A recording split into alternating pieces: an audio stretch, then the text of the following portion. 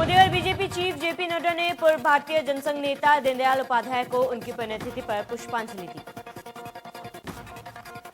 PM Modi ने दिल्ली में पंडित दीनदयाल उपाध्याय की पुण्यतिथि के मौके पर भाजपा सांसदों को संबोधित किया। इस दौरान प्रधानमंत्री मोदी ने लोकल फॉर वोकल जन जन योजना, हर घर में शौचालय से लेकर टेक्नोलॉजी तक की सरकार की उपलब्धियां गिनाई। पीएम मोदी ने कहा, ये हमारी विचारधारा है कि हमें राजनीति का पाठ राष्ट्रनीति की भाषा में पढ़ाया जाता है।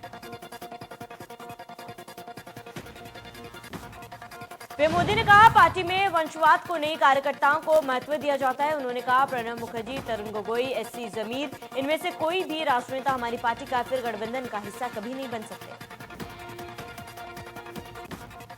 राज्यसभा में रक्षा मंत्री राजनाथ सिंह ने कहा, पैगोंग को लेकर चीन से समझौता हुआ, दोनों देशों की सेनाएं पीछे हटेंगी। रक्षा मंत्री राजनाथ ने कहा, अप्रैल 2020 से पहले जैसी स्थिति लागू होगी, एलएसी पर जवानों ने शौर्य और साहस का परिचय दिया। रक्षा मंत्री ने कहा, हम वास्तविक नियंत्रण रेखा पर शांतिपूर्ण स्थिति बनाए रखने के लिए प्रतिबद्ध हैं। सीएम हेल्पलाइन 1076 तय करेगा अधिकारियों का कलेक्टर, शिकायत के निस्तारण न होने पर नपेंगे थानेदार और तहसीलदार। लखनऊ में सीएम योगी ने पंडित दीनदयाल को दी श्रद्धांजलि। कहा, दीनदयाल का अंत्योदय को अब सपने को पूरा कर रहे पीएम मोदी, आखिरी व्यक्ति तक पहुंच रही सरकार की योजनाएं। कांग्रेस महासचिव प्रियंका गांधी प्रयागराज पहुंचे। एयरपोर्ट पर कांग्रेस कार्यकर्ताओं ने किया जोरदार स्वागत। 11, 12 और 18 फरवरी को वैक्सीनेशन किया जाएगा। हर रोज 1300 लोगों को लगाई जाएगी वैक्सीन।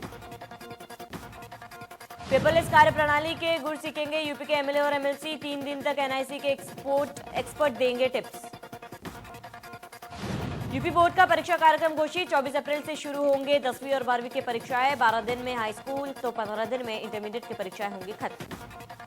बलकेबेरिया में बीजेपी विधायक सुरेंद्र सिंह ने बीजेपी सांसद वीरेंद्र मस्त को भूमाफिया बताया। विधायक ने सांसद के ऊपर जमीन हड़पने का आरोप लगाया। सांसद वीरेंद्र मस्त पर आरोप है कि मृत व्यक्ति को जीवित बताकर फैसला अपने पक्ष में कराया। विधायक ने कहा, जमीनों पर कब्जे में के मामलों में सूचना मुख्यमंत्री को दी है। विधायक सुरेंद्र सिंह ने कहा, अन्याय के खिलाफ लड़ता रहूंगा, किसी के साथ अन्याय नहीं होने दूंगा। बुलंदशहर के थाना बीबीनगर इलाके में पंचायत चुनाव से पहले नेताओं का विरोध। पश्चिमी यूपी में स्थानीय बीजेपी नेताओं का विरोध। मैसाबुर गांव के लोगों का वीडियो हो रहा है वायरल। वीडियो में बीजेपी नेताओं को गांव से जाने की कर रहे अपील। कृषि कानून से नाराज बताए जा रहे गांव के लोग। लखनऊ के थाना हसनगंज इलाके में पुलिस का बेरहम चेहरा आया सामने। पुलिस पर 3rd डिग्री टॉर्चर करने का आरोप लगा। पीड़ित ड्राइवर वेतन नहीं मिलने पर शिकायत करने पहुंचा था थाने। पुलिस ने मालिक के इशारे पर ड्राइवर को बेरहमी से पीटा।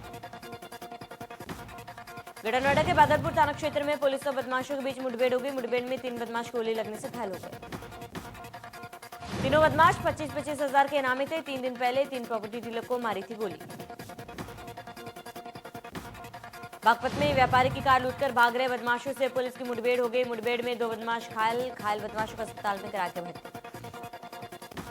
मोहनलालगंज तहसील प्रशासन के अवैध खनन के खिलाफ बड़ी कार्रवाई। जावित्री नर्सिंग इंस्टीट्यूट में डंप की जा रही थी सरकारी कूड़े।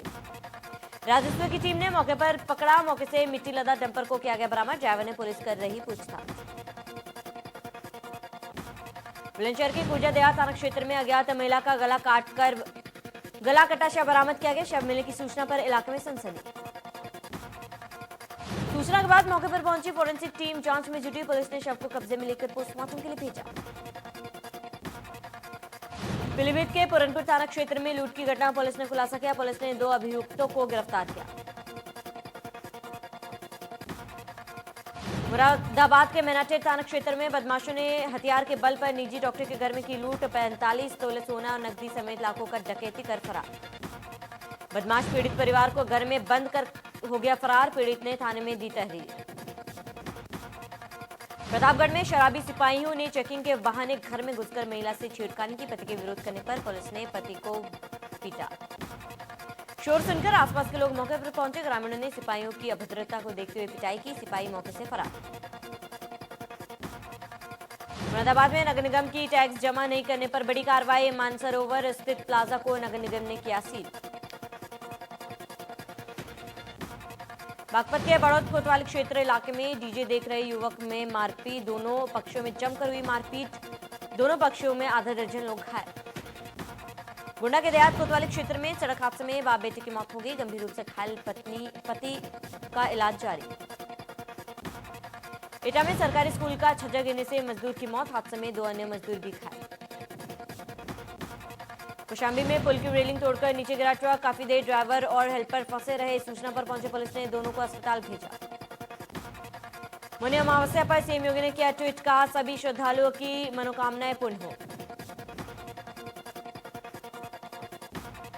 दीनदयाल उपाध्याय की पुण्यतिथि पर सीएम योगी आदित्यनाथ ने दी श्रद्धांजलि, सीएम योगी ने दीनदयाल उपाध्याय की पुण्यतिथि पर विनम्र श्रद्धांजलि अर्पित की।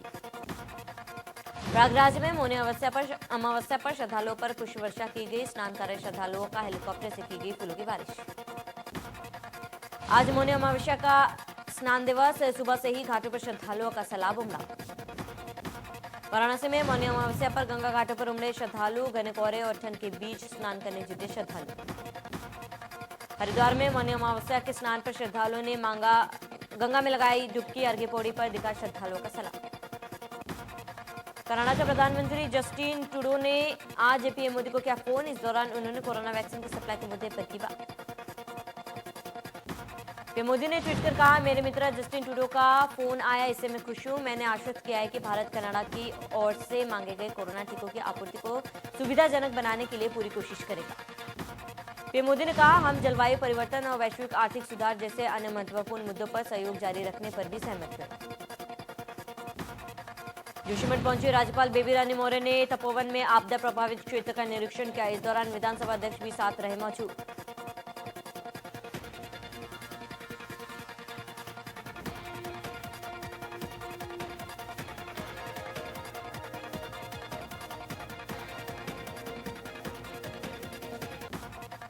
चमोली आपदा में अब तक 34 लोगों की मौत हो चुकी है। सेना, एनडीआरएफ और आईटीबीपी का रेस्क्यू ऑपरेशन जारी, अभी भी 170 से ज्यादा लोग लापता।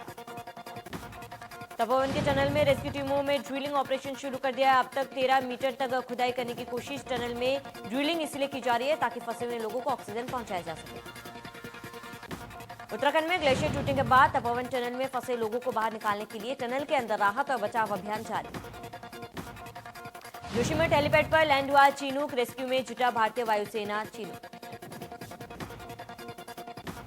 रेस्क्यू टीम और साजो सामान के साथ चीनूक को उतारा गया। जोशीमठ आपदा के बाद लगातार रेस्क्यू ऑपरेशन जारी। उत्तरकाशी में राजकीय इंटर कॉलेज साल में विगत 10 वर्षों से छात्र छात्राएं खुले मैदान में पढ़ने को मजबूर।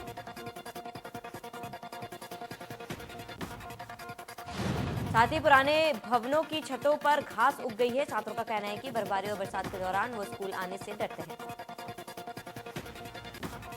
अभिभावक संघ के अध्यक्ष धर्मेंद्र सिंह नेगी और विद्यालय प्रबंधन समिति के अध्यक्ष शरत नेगी का कहना है कि 13 वर्ष पूर्व स्कूल के नए भवन का निर्माण शुरू हुआ था, लेकिन अब तक काम पूरा नहीं हुआ। काशीपुर में विद्युत वितरण उपखंड अधिकारी ने आईटीआई थाना पुलिस को एक पत्र सौंपकर प्राथमिकी में नाम त्रुटि सुधार करवाने की बात कही। आईटीआई थाना पुलिस को सौंपे गए पत्र में उपखंड अधिकारी ने कहा, 8 फरवरी को विभागीय विजिलेंस ने स्थानीय विद्युत टीम के साथ रामपुरम एक्सटेंशन क्षेत्र में विद्युत चोरी के खिलाफ अभियान चलाया था। एसएसपी नैनीताल ने अपराध रोकने और लोगों से संपर्क बनाए रखने की नई पहल करते हुए जिले में 17 नए ऑपरेशन शुरू किए। हर थाने और चौकी स्तर पर ऑपरेशन चलाने के निर्देश दिए गए। नशे की रोकथाम से लेकर लोगों को जागरूक करने के लिए अलग अलग ऑपरेशन चलाए जाने के निर्देश दिए गए।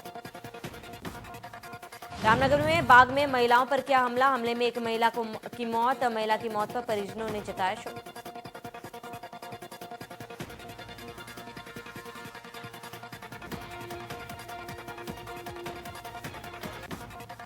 उत्तराखंड के उधम सिंह नगर में किसान आंदोलन एक अनोखा रूप देखने को मिला है। कई गांव में किसान आंदोलन के समर्थन में गांव के बाहर बीजेपी के कार्यकर्ताओं को प्रवेश बंद के नाम का बैनर पोस्टर लगाकर विरोध किया गया। मसूरी धनोल्टी के पास अभी भी बर्फबारी का आनंद लेने पहुंचे लोग। पिछले दिनों हुई बर्फबारी के कारण मसूरी धनोल्टी में व्यापार में काफी इजाफा। बर्फबारी से काश्तकारों को भी काफी लाभ हुआ है। बर्फ पड़ने के बाद बुराखान में बर्फ काफी समय तक टिकी रहती है।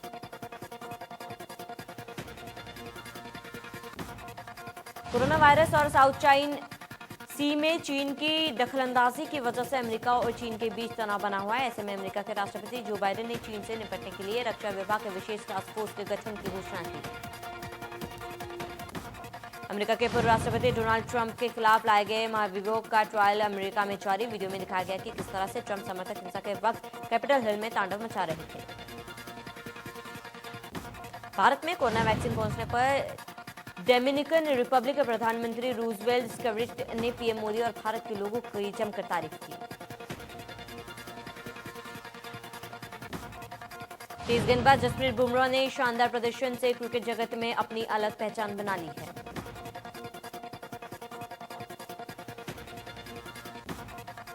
चेन्नई में होने वाले दूसरे टेस्ट में टीम इंडिया की प्लेइंग 11 में कम से कम एक बदलाव होगा। इंग्लैंड के खिलाफ पहले टेस्ट में निराशाजनक प्रदर्शन के बाद झारखंड के बाएं हाथ की स्पिनर शाहबाज नदीम का बाहर होना लगभग तय। उत्तराखंड क्रिकेट संघ में मतभेदों के कारण कोच के पद से इस्तीफा देने वाले भारत के पूर्व क्रिकेटर वसीम जाफर ने प्रदेश संघ के सचिव के इन आरोपों को खारिज किया।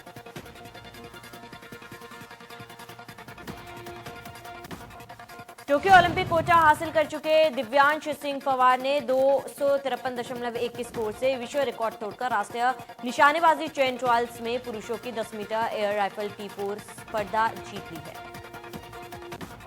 खेल मंत्रालय के पास संघों को मान्यता देने और भारतीय ओलंपिक संघ के प्रबंधन के बारे में फैसला करने के दौरान राष्ट्रीय खेल विकास संहिता के प्रावधानों को शिथिल करने का अधिकार होगा।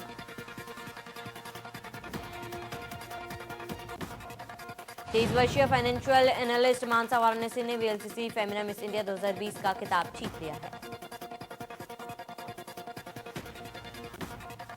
मानसा वाराणसी ने वीएलसीसी फेमिना मिस इंडिया 2020 का खिताब अपने नाम कर दिया है। मानसा कहती है कि उन्होंने पिछले साल ही मिस इंडिया बनने का सपना देखा था और उसे हासिल करने में जुट गई थी। अक्षय कुमार की फिल्म सूर्यवंशी ओटीटी प्लेटफॉर्म पर थिएटर दोनों में रिलीज करने की कोशिश मेकर्स कर रहे हैं।